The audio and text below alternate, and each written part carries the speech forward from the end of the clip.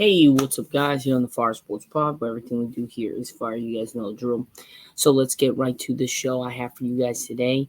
I'm your host, Zack Jackson. So, how you guys doing? Here on Recap Monday, we're going to be going over three segments for you guys today. First up, we're going to do on Recap Monday, we're going to go over what happened in UFC 300. That had to be one of the biggest events of all time. It was one of the best fight cards. I think it was one of the best fight cards. I mean, the hype around it, there was some great fights. There was some monster knockouts. It was crazy. I mean, we're gonna get there. Our second one, we're really gonna go into a deep dive of the NBA seeding. So the NBA season is over. Probably on Friday, because Thursday I believe is the last of the NHL season of games. So Friday we'll be going over on our segment definitely the NHL standings and seedings for those, and we'll really be able to get into it. So we'll go over that, and then at the end we're gonna go over some sports stories that I have locked in on my phone. We have some stuff to get to. I mean, it's not some big stuff. I mean, that just happened over the last 2 days or so. But it's something that needs to be noted. Definitely things that are out there that could be said and have said. On Wednesday, we're gonna have a little bit of a different type of thing. We're gonna go over maybe like top 10 wide receivers, top 10 quarterbacks, top 10 running backs, and all that stuff. So we might be doing that for both the NFL, NBA, MLB.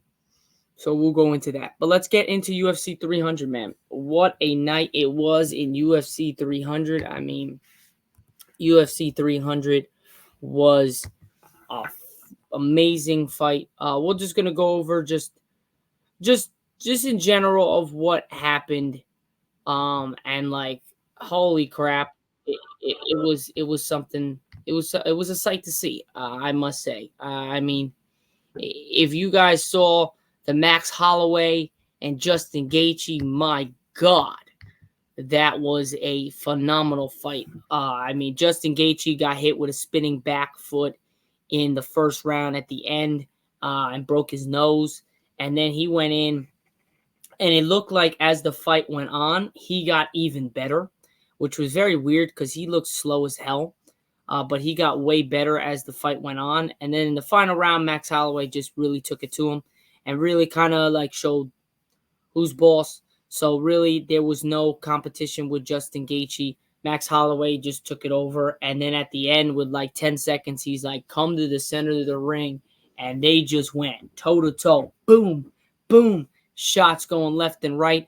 I mean, Justin Gaethje was this close of hitting a couple of his shots that could have knocked out Max Holloway. So he was ballsy to do that. But, man, did that work out for Max Holloway. Justin Gaethje got caught with one. Boom, flat like a freaking lawn chair. It was remarkable.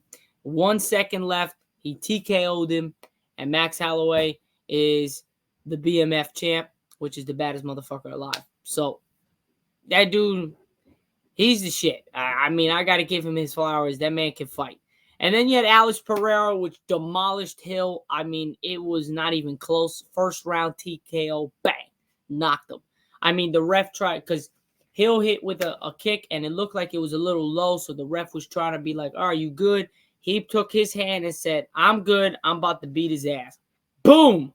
Literally 10 seconds later, knocked him out. And then just pummeled him, and then that was it. The fight was over. So Alex Pereira retains the champ. Max Holloway gets the baddest motherfucker alive BMF champ belt. And then you had Oliveira lose. And Oliveira had part of the fight really going in his way, and then he got cut up here in the temple, and that really changed the fight.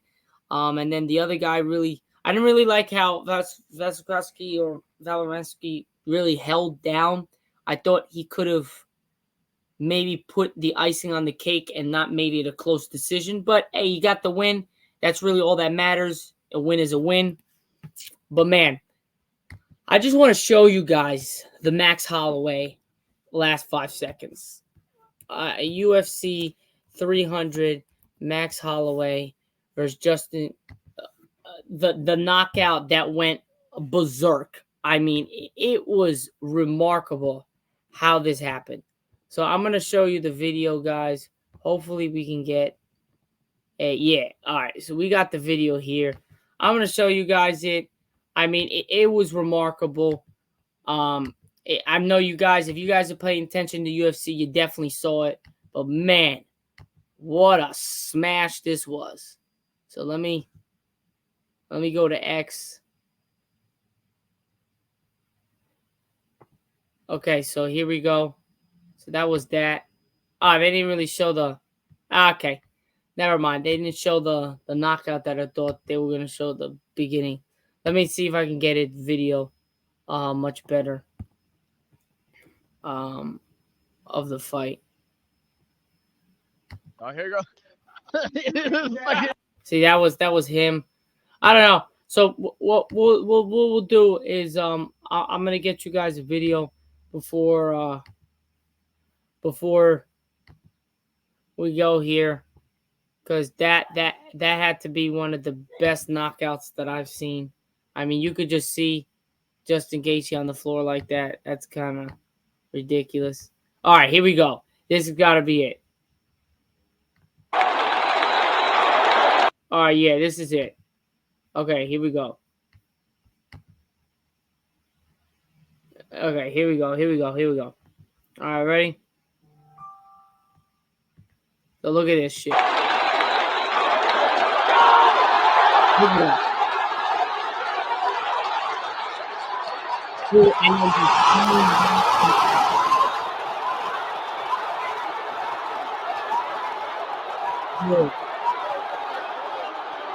That was crazy. I mean, he clean knocked his ass out. I mean, he just went and folded.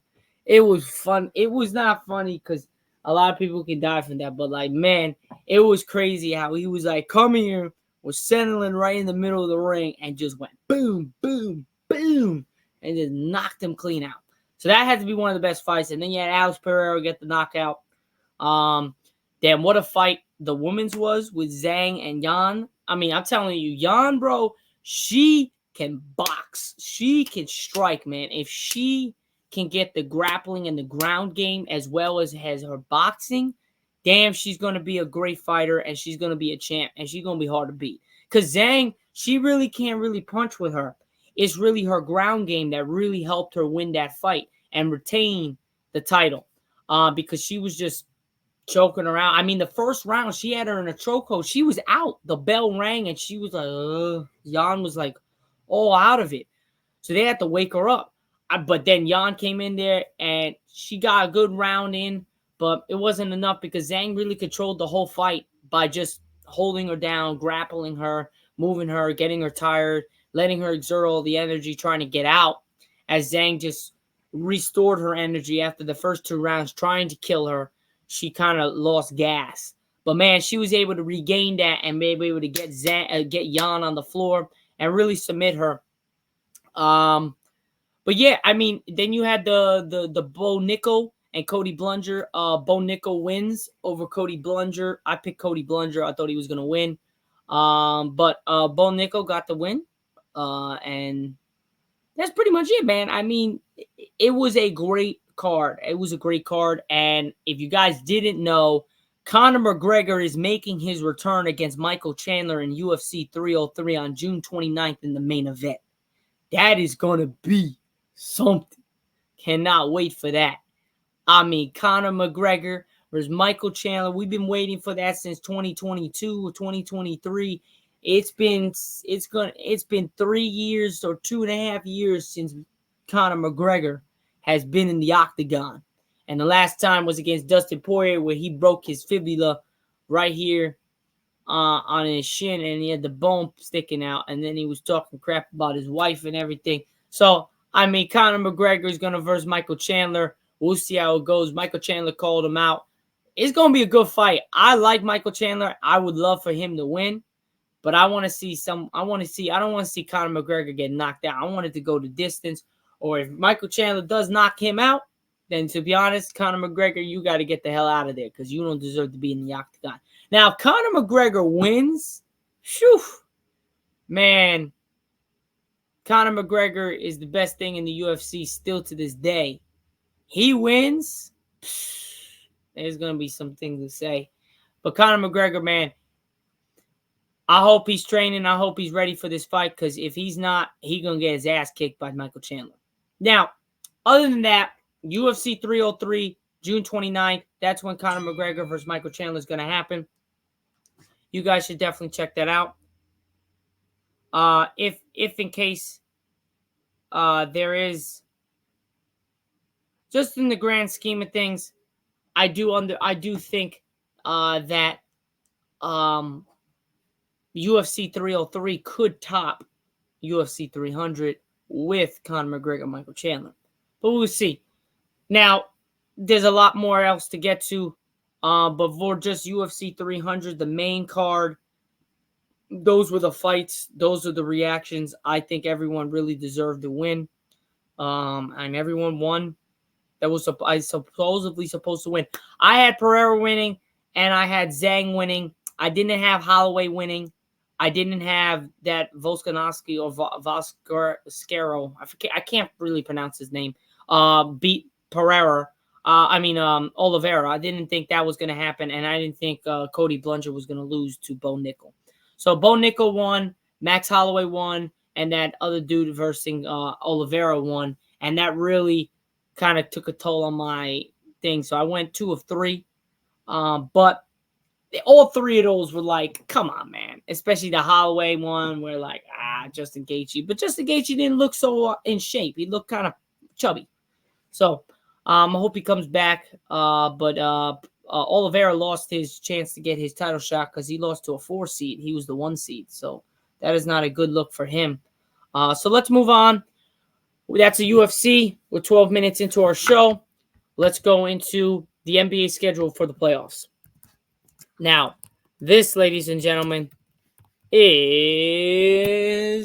something. I mean, if you guys want to see how well and how cool this is going to be, I mean, it is going to be one of the best playoffs in a long time. Mark my words, this is going to be one of the best playoffs in a long time. Now, let me share my screen for you guys right here. I'm going to share it. So we're going to go.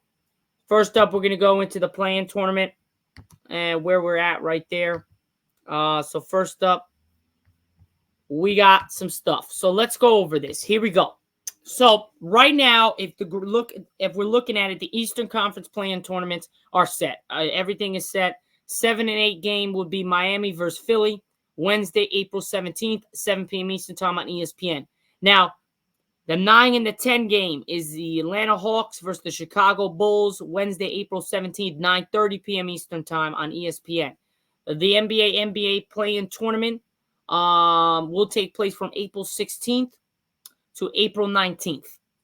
With that being said, if whoever wins the 7 and 8 game goes and is the number 7 seed, so they would be playing the number 2 seed, that would be the Knicks. So if whoever wins, Miami or Philly, would play the Knicks in the first round. I'm going to take, if that's me, I'm going to take, and again, we'll go over this on Wednesday. Just a quick synopsis of the games that are happening Wednesday. But I'm going to take the 76ers to beat the Heat in this game to go versus the Knicks in the first round, the 2 versus the 7. Now, Miami will drop and play the winner of the 9 and 10 game of the Atlanta Hawks and the Chicago Bulls. What I'm going to go with is I'm going to take the Bulls to beat the Atlanta. So that would mean, I believe Atlanta is the 10 seed. So that would mean the Atlanta Hawks would be bounced from the playoffs, and it would be Miami versus Chicago, where I'm going to take Miami to beat Chicago to go and get the 8th seed, where they would verse the Boston Celtics in the first round. So that's how I have it. I like Chicago, but without Zach LaVine, I think Chicago doesn't have enough to beat Miami, to know that Miami's going to have to play Boston. And if Chicago plays Boston, they're going to get their asses kicked. It's going to be lights out. Now, if Miami plays Boston, we got a chance, and there could be an upset there. You never know. Now, the Western Conference side of things is a little bit of a different story. The 78, you have the you have the LA Lakers, my Lakers, taking on the Pelicans. We just beat them last night, 124 to 108. We were up by almost 32 points. AD had 30. LeBron had 28 and a triple-double. Reeves had 20. Reeves had 20. D'Angelo had 19. We had a lot going on. We had 5 players in double figures last night. So the Lakers are the 8th seed. They locked that in. They play Tuesday, April 16th, tomorrow at 7:30 p.m. Eastern Time on TNT. The Lakers play the Pelicans. The Pelicans are the 7th seed. They were the 6th seed, but since the Suns won, the Pelicans lost. Suns got the 6th seed. Lakers got the 8th seed. Pelicans got the 7th seed. So it's rematch of just last night, tomorrow in New Orleans. Anthony Davis did have some back spasms, left the game early, but he said he'll be able to play and he won't miss it. And again, we're going to do a TikTok going over what on Undisputed happened, where a Skip was and the boys were talking about where the Lakers' path would be. I'm sorry. Last year we saw it. We went through the play-in tournament. We went through all this stuff. We played the Warriors, played Memphis. We had such great series against it. We played Denver. We were exhausted. We were so powered out. LeBron had to do shit. Anthony Davis everyone was exhausted. LeBron was dealing with an injury as well. So everybody was so exhausted from the thing. We want the Nuggets early. Early bird gets the worm. That's the saying. I want the Nuggets early as hell so we can dethrone their asses and send them packing early. And then if that happens, if we beat the Nuggets, who we are 0-8, and that's why I think we're going to beat them. We have not beat them. We lost 4 straight in last year's playoff conference finals, and we have lost 4 straight this year in the regular season. We have not beaten them, but we've been close in every single game, I think, except for one. We've been close in every game. And if it wasn't for our stupidity, just not being lax in the last 2 minutes of the game, we probably have 1 or 2 wins over that 8-game span. Now, since they're 0-8 against the Nuggets, I think this is where it's going to happen. It's going to be reverse psychology, where the Lakers are going to come in knowing that we haven't won against them, and they're going to put their foot on their throat, and they're going to shove them down the freaking down the rabbit hole, and they're going to send them packing to go to the Bahamas early and watch the playoffs from their freaking vacation homes. That's what's going to happen because you got them early. LeBron healthy, LeBron first round, AD healthy, not taxed. You have everyone healthy but Vanderbilt, and I believe Vanderbilt might be healthy for the start of that series against the Nuggets. So we will see. We might be fully healthy with Vanderbilt and everybody ready to go. Gabe Vincent's back. Everyone is back except for Vanderbilt and Christian Wood. Those 2 are the 2 that are not there. Now, that being said, I'm going to take, of course, my Lakers, knocking down New Orleans and sending them to verse either Golden State or Sacramento. Now, Lakers would play the number 2 seed, which is the Denver Nuggets. New Orleans would play the winner of the 9 and 10 game on Tuesday, April 16th at 10 Eastern Time on TNT. Golden State versus Sacramento. Now, this is a rematch of the first round of last year where Sacramento and Golden State won 7 games. Steph Curry dropped a monster game, and they won. Now, I think Sacramento gets the best of Golden State. I'm sorry to say it, but I don't think Golden State is going to beat Sacramento. I think De'Aaron Fox and they are going to beat Golden State. Because if Golden State, I don't know, I just don't think they got the size, and I don't think so. I know Steph Curry's going to show off, but it's 1 game. That's the problem. If it was multiple, I would take Warriors all day in a 7-game series, but it's not. It's 1 game. So I'm going to take Sacramento taking down Warriors, bouncing the Warriors out. And I'm going to have Sacramento is going to be playing New Orleans, where New Orleans is the 9th seed, Golden State's the 10th. So Golden State has to win this game to stay in. I think Sacramento wins, plays New Orleans, and I think Sacramento is going to beat New Orleans, and they're going to play the number 1 seed. So that's how I got it. I got Sacramento and the Lakers coming out of the play-in tournament. Sacramento playing the Thunder. 1 versus the 8. Lakers playing the Nuggets, 2 versus the 7. For the East, Philly beats Miami. Philly plays the Knicks in the 2 versus the 7. Miami plays Chicago, which Chicago beat Atlanta. Miami beat Chicago to play Boston, the 1 versus the 8. That's how the play-in is going to work, and that's how I think it's going to help. Now, like I said, the first game, Boston, it's gonna be something. Can't wait. You got Milwaukee versus Indiana. First game Sunday, April 21st. Game 1, Cleveland versus Orlando, April 20th, Saturday. You have New York versus the Philly, which probably would be Saturday, April 20th. Then you have Boston versus Miami, Sunday, April 21st. And then you go to the West, where you have Oklahoma City versus Sacramento, April 21st. You have Denver versus the Lakers, Saturday, April 20th. You have Minnesota versus Phoenix, Saturday, April 20th. Clippers versus Dallas, Sunday, April 21st. I think those are going to be some great matchups. Cannot wait. Star-studded matchups. Cannot wait to see it. Now, that is pretty much it for the NBA and the UFC 300. And now we move on to some sports stories I have for you guys today.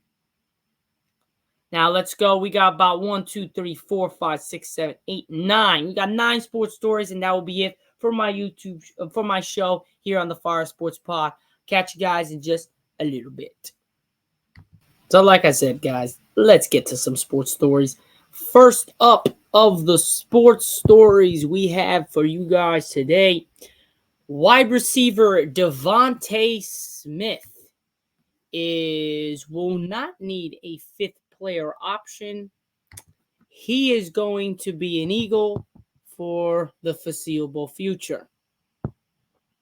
Devontae Smith won't need to play on his 5th-year option to convince the Philadelphia Eagles to keep him beyond the 2024 season. Well, the former 2021 first-round selection agreed to a 3-year, $75 million contract extension with the Eagles. NFL Network insider Ian Rappaport reported on Monday Smith's deal includes $51 million in guaranteed money. Per Rappaport, the team later officially announced the signing, and the news, Smith arrived in Philadelphia as a highly touted star from Alabama, where he'd won 2 national titles and closed his collegiate career by earning both the Heisman Trophy and the unanimous All-American selection. It was clear to everyone Smith could play, but many wondered whether his slender frame might doom him at the next level. Because a lot of people thought because he was so skinny and so small, he'd basically get broken in half. Well, not to say that. He's balling in Philadelphia with A.J. Brown, Jalen Hurts, now Saquon. Damn, that Eagles offense is going to be something. I hate to say it. Now, the Colts, they made some news. They handed defensive tackle DeForest Buckner another contract extension. NFL Network insider Ian Rappaport reported Monday that the Colts and Buckner agreed to a 2-year extension worth $46 million per. Sources informed of the situation. Indianapolis has since announced the news. Buckner has been slated to enter the final year of his initial 4-year, $84 million contract inked in Indy after a trade with the San Francisco 49ers 4 years ago. The 30-year-old remains one of the dominant interior defenders. He requires double teams. He can penetrate and stuff the run. He's proven to be a load in the middle of Gus Bradley's defense in Indy and can discombobulate an entire offense. So that is a big pickup and a big re-sign for the Colts to really keep their defensive line intact, especially with their monster with DeForest Buckner. So that is a good scenario for the Colts. Now we change our perspective and we're going to college basketball, where this has been the talk over the last 2 weeks with Kentucky.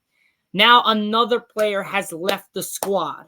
5-star guard Boogie Flan has requested his release from Kentucky and will reopen his recruitment, sources told ESPN. Flan becomes the fourth member of what was the number 2 ranked recruiting class in the country to decommit from the Wildcats following the 5-star forward Jaden Quinson and ESPN's 2 prospects Carter Knox and Santo Krill. These decisions won in the wake of John Calipari's decision to leave Kentucky for Alabama and the Wildcats hiring Mark Pope to replace Calipari. When Flan originally committed to Kentucky in October, he chose the Wildcats over Indiana. Although Alabama was also on his final list of the 3, the Hoosiers were the lead entering the final weeks, but Calipari and Kentucky finished strong to overtake Mike Woodson's program. And now this kid is gone.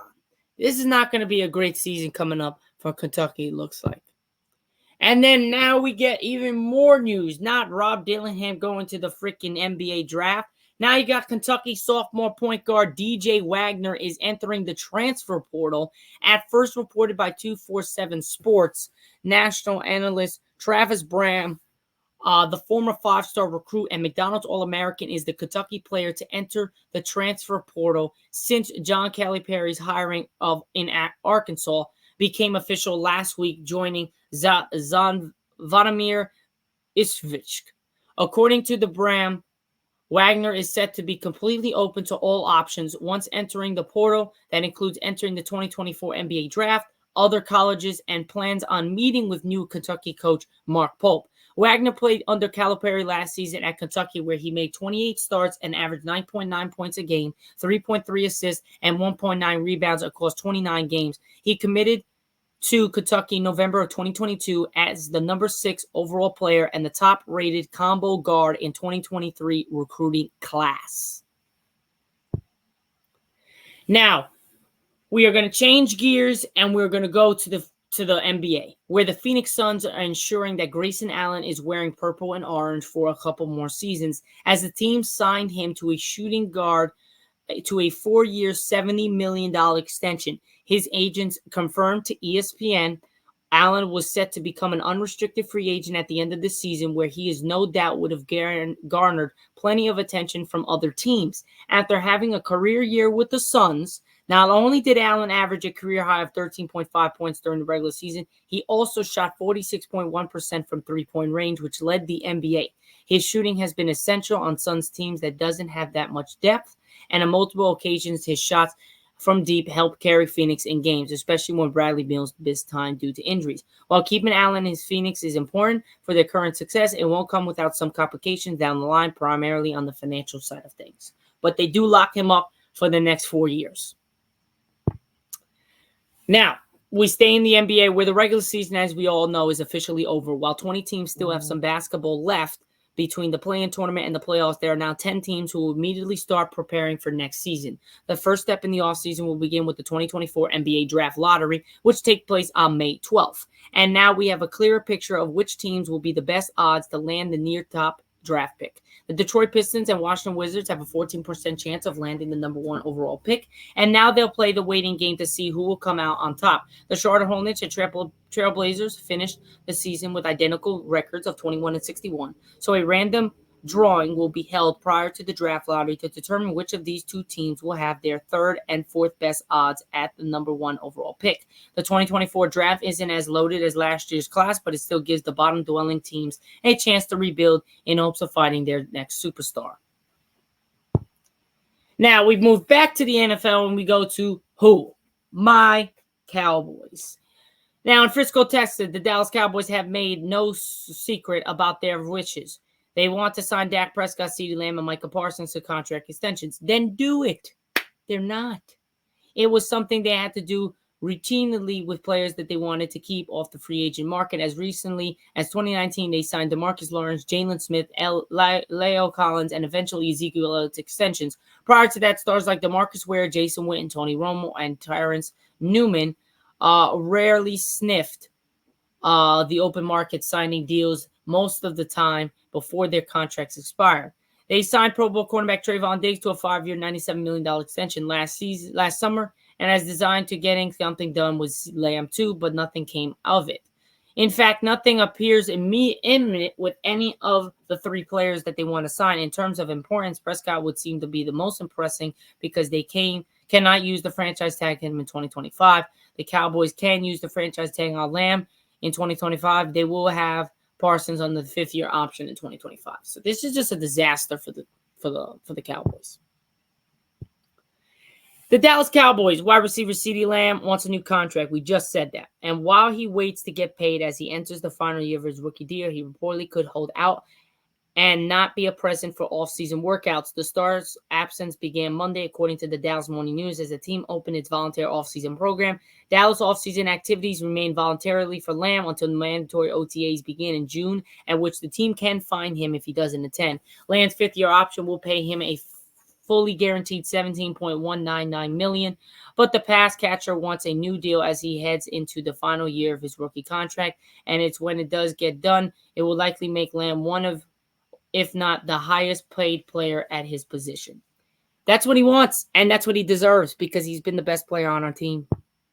Now, last but not least, we are going to the Lakers and Anthony Davis. The regular season ended the Los Angeles Lakers on Sunday with Anthony Davis in the locker room and receiving treatment for back spasms after being shoved while in the air, but late in LA's 124-108 win over the New Orleans Pelicans. Davis vowed he will be back on that court Tuesday when the postseason begins for the Lakers, who clinched the number 8 seed and the spot in the Western Conference play-in tournament. A rematch with the number 7 seed Pelicans, a first-round berth against the defending champions, number 2 seed Denver Nuggets, is on the line. No doubt that I'm going to play Davis, and after putting up 30 points on 13 for 17 shooting, 11 boards, 3 assists, 2 steals in 33 minutes, the Lakers' big man, who missed most of the 2 losses last week to Minnesota, Golden State, after getting hit in the eye in the Minnesota game, was dominant until there was 5:52 to go in the fourth quarter. Sunday, that's when the Pelicans forward Larry Nance Jr. pushed Davis in the back, and when he was attempting to grab the offensive rebound after the Lakers guard Gabe Vincent missed the layup. And then he seemed a little in pain, but didn't really see. And then he tried to set a screen. He didn't even hit anybody. He literally turned, and then his back just killed him. And he was limping. Not limping, but was walking very gingerly back to the bench and to the locker room. It was a big scare, but it looks like he's good to go. Can't wait to see the start of the play-in tournament and the playoffs for the NBA. Lakers play tomorrow, 7:30 p.m. Eastern Time on TNT in New Orleans, taking on the Pelicans. Let's go, Lakers. Excuse me. Other than that, guys, that is pretty much it for our show here today. I am your host, Zack Jackson, here on the Fire Sports Pod, where everything we do here is fire. You guys know the drill. I will catch you guys on Wednesday. Peace out, guys. Have a great rest of your Monday afternoon, and I'll catch you guys on Wednesday. We are on Season 3, Episode 6 today. We are going to be on Season 3, Episode 7 on Wednesday. I'll catch you guys then. Peace out. Have a great rest of your day.